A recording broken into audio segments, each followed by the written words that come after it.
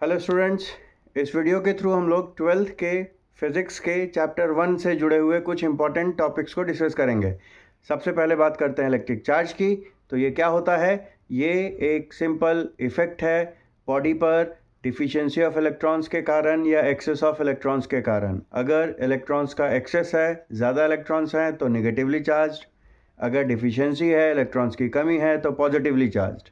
और ऐसे दो ऑब्जेक्ट्स एक दूसरे पर अट्रैक्टिव या रिपल्सिव फोर्सेस एग्जर्ट करते हैं।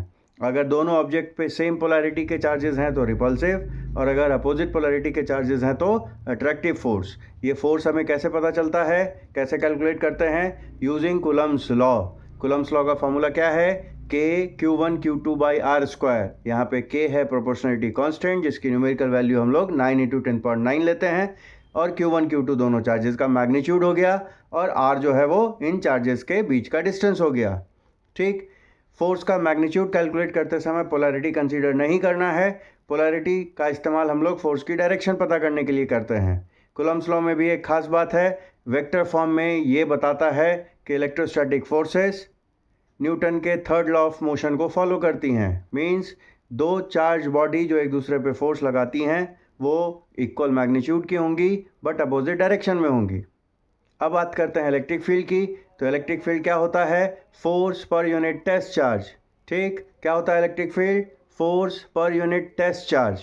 ठीक है, फोर्स भी वेक्टर क्वांटिटी है, इलेक्ट्रिक फील्ड भी वेक्टर क्वांटिटी है, इसलिए दोनों सुपरपोजिशन प्रिंसिपल को फॉलो करते हुए कैलकुलेट की जाती हैं। अगर एक से ज़्यादा चार्जेस के कारण हम बात कर रहे हैं तो, है ना, अलग अलग फोर्सेस कैलकुलेट करेंगे, अलग अलग फील्ड्स कैलकुलेट करेंगे और सबका वेक्टर सम कर देते हैं। रिजल्टेंट का मैग्नीट्यूड हम कैलकुलेट करेंगे parallelogram law of vector addition से।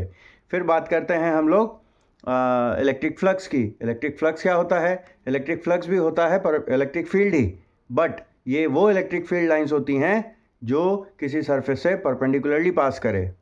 तो इसको सिंपली हम डिफाइन कर सकते हैं कि electric flux is defined as number of field lines passing perpendicularly through an area.